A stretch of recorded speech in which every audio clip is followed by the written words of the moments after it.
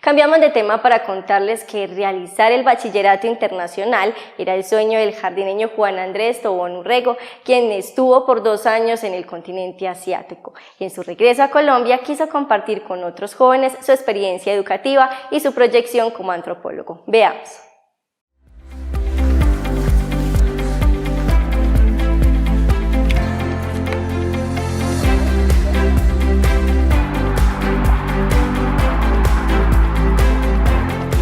La mirada de Juan Andrés Tobón Urrego se veía algo inquieta y temerosa en esta imagen.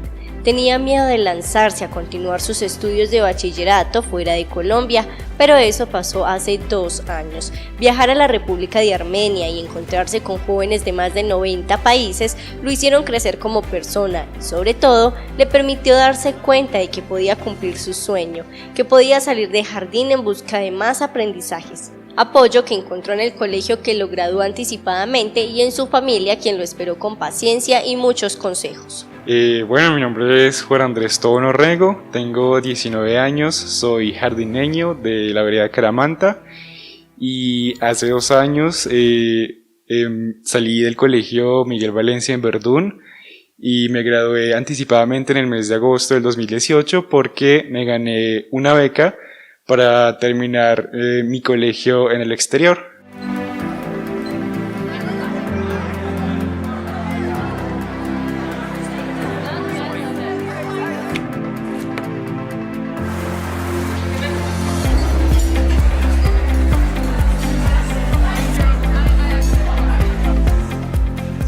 Esta beca yo me la gané a través de una organización que se llama Los Colegios del Mundo Unido o UWC, y ellos buscan hacer de la educación una fuerza para unir a las personas, para crear un futuro sostenible y paz. Y ellos lo hacen a través de traer jóvenes de todo el mundo entre los 16 y los 19 años para estudiar el bachillerato internacional en un ambiente internacional, ¿cierto?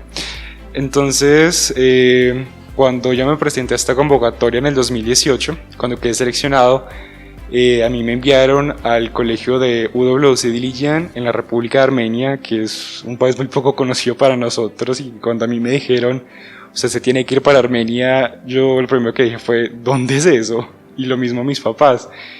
Y pues en ese año, en agosto, entonces emprendí mi viaje hacia allá, y llegué a un colegio donde yo tenía compañeros de 200 compañeros de aproximadamente 95 nacionalidades. Entonces era un ambiente bastante internacional y bastante interesante porque había muchas historias por conocer, había muchos lenguajes que escuchar, muchísima cultura y mucho de qué aprender. La organización para ese año escogió 17 colombianos que iban a ir a todo el mundo, pero en este lugar específico de Armenia al que yo iba a ir, solo éramos 2 colombianos, que era una chica de Bogotá y mi persona de acá de Jardín. Pues yo creo que el primer choque cultural fue el idioma, porque cuando yo me fui, pues mi nivel de inglés no era mucho.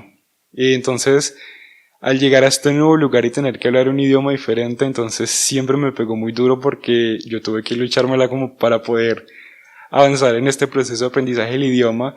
Y la otra parte era que el país como tal en el que yo vivía, el inglés no era la lengua que hablaba por la mayoría de la gente. Entonces ahí donde yo vivía todos hablábamos inglés, pero cuando queríamos salir afuera ya era un mundo totalmente diferente porque la gente no hablaba ni inglés ni español, sino ruso y armenio. Entonces digamos que ese fue como el primer gran choque cultural que yo tuve. Pasaron muchas cosas para que ese jardineño lograra encontrar estabilidad en otro país, como entender culturas distintas y el idioma. Pues, o sea, como uno salía a comprar, pero como mecato y cosas que necesitaba de aseo, pero como comida, generalmente como que en el restaurante la gente siempre ha hablado como inglés, entonces como que siempre le entendían a uno.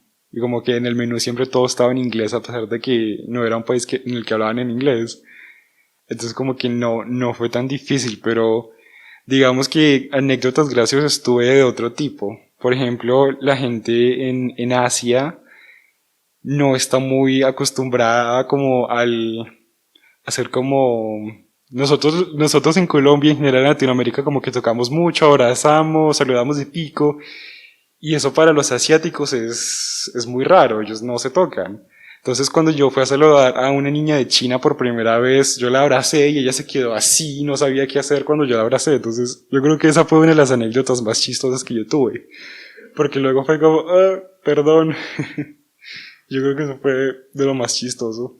Pues yo creo que como todos estábamos apenas entrando en este mundo de la internacionalidad y todo, entonces todos nos reímos porque estábamos aprendiendo juntos, entonces fue chistoso, pero pues ya luego aprendimos todos. El programa de bachillerato internacional realizado en Dilijan es una escuela secundaria muy exigente que, según Juan Andrés, fortalece en gran medida el conocimiento. Nos habla un poco de su rutina. Todos los días en la mañana pues nos levantábamos, desayunábamos y a las 8:30 comenzábamos clase.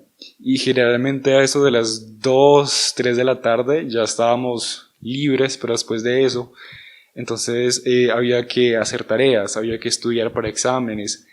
Y aun si no había tareas ni había exámenes, había que estudiar el contenido porque a veces había que reforzar los temas que uno no había entendido o también pues solo para poder comprender mucho mejor y más a fondo lo que se estaba estudiando.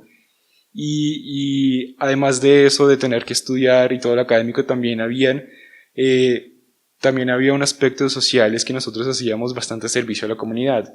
Entonces después de las clases no solo teníamos que estudiar, sino que teníamos 40.000 reuniones para planear este servicio a la comunidad, para hacer nuestras actividades con la comunidad. Entonces había muchísimo que hacer y generalmente la vida en el colegio allá se terminaba a las 10, 11 de la noche, entonces todo el día uno estaba haciendo cosas.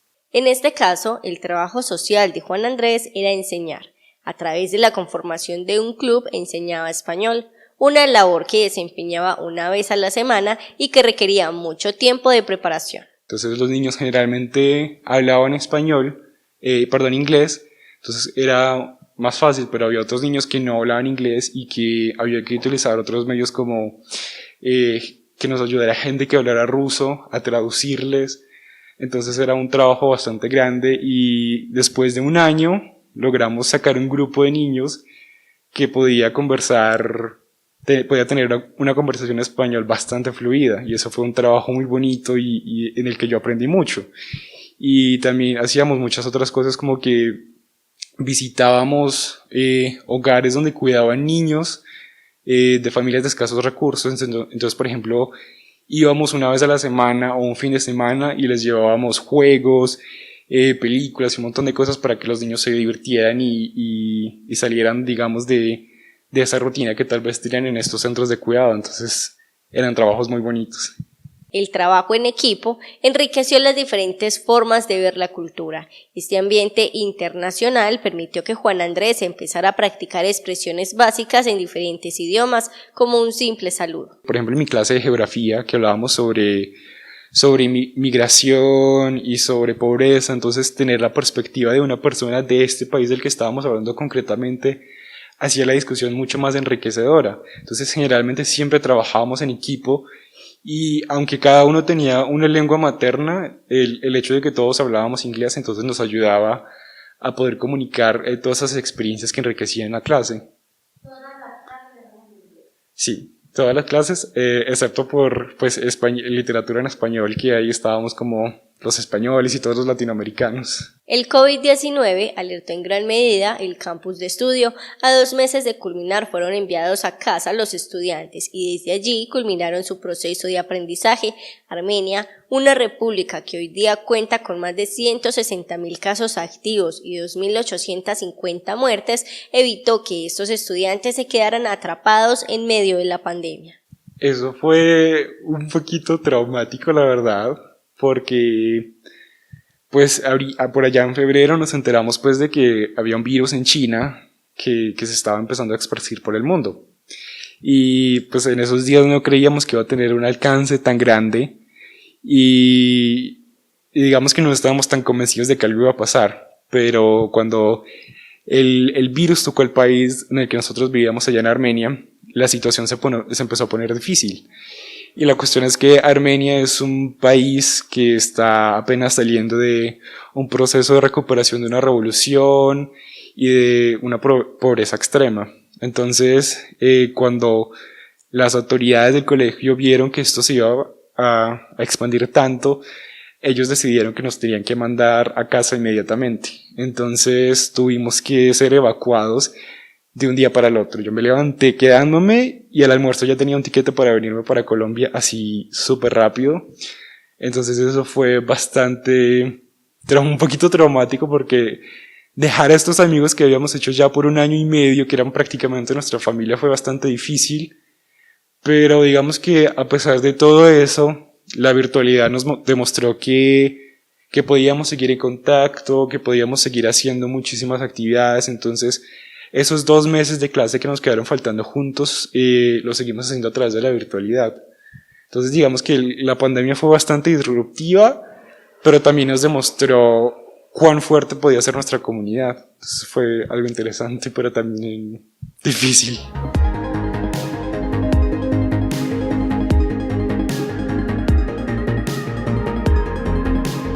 Un viernes salimos de un examen y nos dijeron estamos encerrados, nadie puede salir, nadie puede entrar del campus. Luego el sábado nos dijeron las fronteras del mundo están cerrando y no queremos que ustedes se queden fuera de sus casas. Tienen que ir a su casa mañana mismo, tienen 24 horas para poder organizar toda la situación. Entonces en 24 horas tuvimos que organizar como una graduación así toda como improvisada para poder despedirnos, y inmediatamente termina la graduación, los buses empiezan a ir al aeropuerto a llevar gente que ya se estaba yendo para su casa. Por la diferencia horaria tuve que esperar un ratico, entonces tuve que despertar prácticamente a mi mamá diciéndole en un rato me voy al aeropuerto, ya casi llego a Colombia. Entonces sí fue bastante loca esa situación. Yo terminé el 23 de mayo y después de eso pues ya terminé todo el estudio de ella, sí. Pero la afectación que dejó la pandemia en la educación no será impedimento para seguir viajando en busca de más saberes. Ahora espera viajar a Estados Unidos a culminar su pregrado de antropología. Y digamos que mi sueño siempre había sido estudiar en el exterior, entonces a través de eso vi la oportunidad y ahí fue donde busqué becas a las que pudiera aplicar para irme a estudiar, y pues justamente apliqué a becas y ahorita estoy en la Universidad de Oklahoma en Estados Unidos. Estoy haciendo un pregrado en antropología y con miras ya a irme muy pronto, casi ya en 2 semanas, para Estados Unidos a estudiar. Ya tengo todo listo, ya tengo tiquete, visa, todo listo. Porque antes me iba a ir hace 6 meses en agosto, pero pues por todo lo de las restricciones, entonces decidí aplazar el viaje 6 meses, y ya pues ahorita que las restricciones están un poco más leves, entonces aprovechar para poder viajar y no retrasar más todo el estudio. Pues allá en Estados Unidos voy a estar viviendo dentro del campus. La beca pues que yo me gané me cubre todo como el estudio, la vivienda dentro del campus, la comida, el seguro médico. Entonces ya una vez que yo llegue allá, ya todo está organizado y pues todo como que está garantizado para mí. Juan Andrés deja claro que sacar a flote la valentía permite llegar lejos y que aunque no pudo disfrutar cumpleaños al lado de su familia, acompañar el velorio de un familiar o disfrutar de los alimentos de casa, no se arrepiente e invita a otros jóvenes a soñar. Pues yo creo que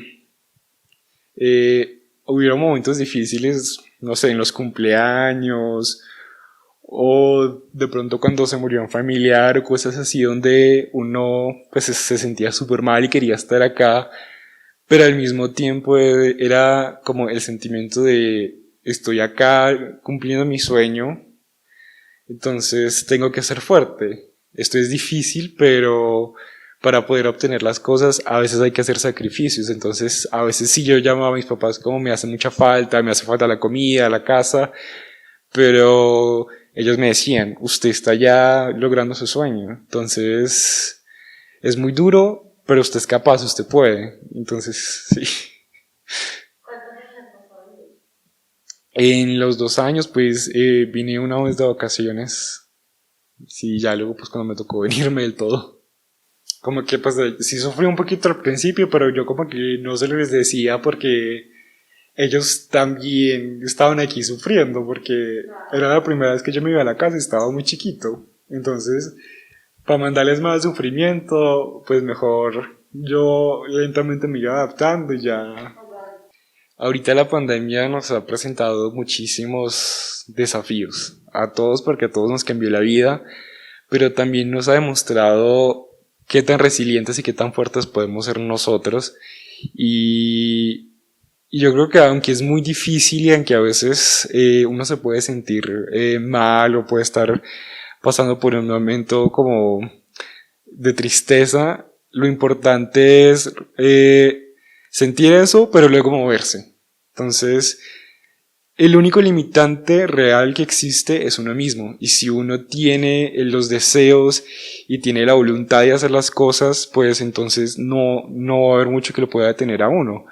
Porque aunque los planes puedan retrasar, de pronto no necesariamente significa que un desafío sea el final de algo. Puede que se retrase, pero es voluntad de uno y está a conciencia de uno el lograr lo que uno quiere. Y la cuestión es esa, es que uno tiene que soñar y no puede parar de soñar y no puede dejar que nadie le tumbe a uno los sueños. Y algo muy importante es que la familia de uno se tiene que convertir en un pilar que lo apoya a uno y que le dé ánimos y todo, porque digamos que es también un aspecto importante.